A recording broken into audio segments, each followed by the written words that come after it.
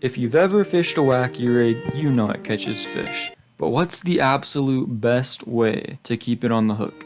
Most people would probably go ahead and just say O-rings. And I thought that too until I tried heat shrink. And I'm probably never going back to O-rings. Alright, so this video is going to talk about cost, durability, ease of use, and performance. Let's start with cost. For about $8, you can get 400 O-rings or 10 foot of heat shrink. I don't know about you, but I'm probably never gonna use that much of either of those. So realistically, it comes down to how many SENKOS that you're either saving or losing. And that'll bring us straight into durability. The biggest reason that I'd have to say the heat shrink is better is straight up durability. You cannot take it off the sharp end of the hook. You have to go ahead and push it up the line and then cut the line to get this worm off. You will be saving so many SENKOS. It's incredible. The O-rings on the other hand, okay, listen, your worm is gonna stay on, right? But it's going to get torn apart. Every fish, every snag is gonna tear it a little bit more, and basically you'll have to replace the worm even if it stays on. The thing will get literally chopped in half. You might be left with just the O-rings on the hook. I've actually had that happen a lot, where the worm falls off and the O-rings are still there, which is kind of nice, but also you lose a worm. Whereas the heat shrink, worm just stays on. Doesn't destroy the worm with the heat shrink. That is the biggest advantage that the heat shrink has over the O-ring. I'm just gonna throw it around, get it snagged, and see how many snags it takes to get this thing destroyed. And then do the same on a no-ring SENKO. All right, let's just do the simple in the grass.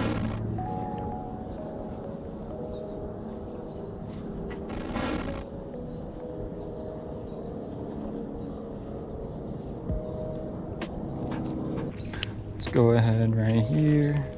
Terrible cast. It's in the tree. Still on. Oh, that's kind of bad. That's pretty bad right there.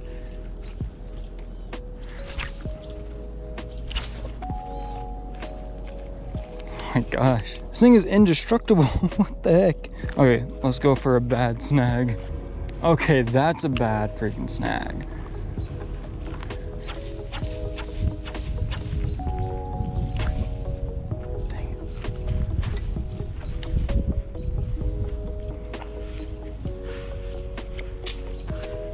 Oh my gosh, no way. This freaking thing is still on. I think I give up. Oh my gosh. Let's test the other one. You can just see, like, it just broke right there. Just a little bit of pressure. Let's go ahead and test it. Get a little snag. Okay, there we go. Boom.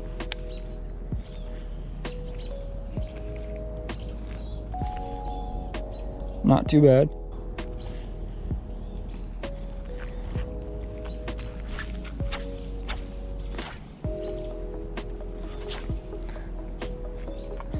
Okay, the other one came out of this. Dang it. That didn't really prove anything because the hook fell off too.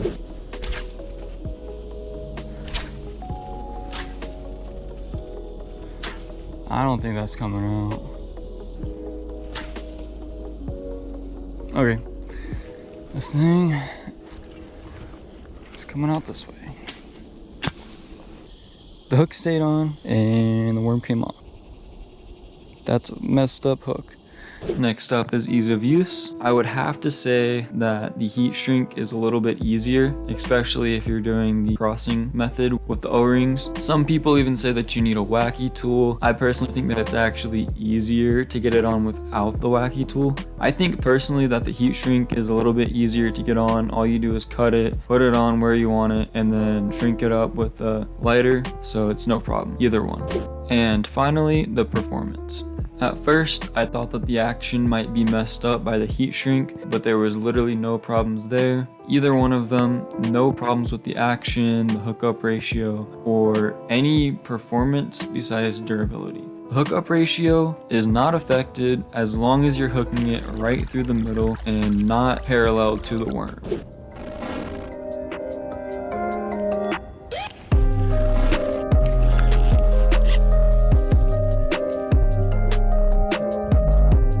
Pretty decent.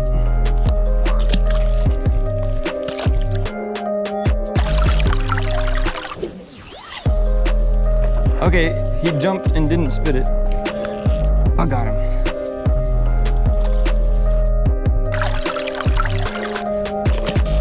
In the end, I'm personally going to be going with the heat shrink, pretty much just for the durability. You can decide whichever one you want to use. I'll have them both linked in the description so you can just find it real easy. You guys have a good one, and if you could like this video, comment, or subscribe, then that would be amazing. Thank you so much.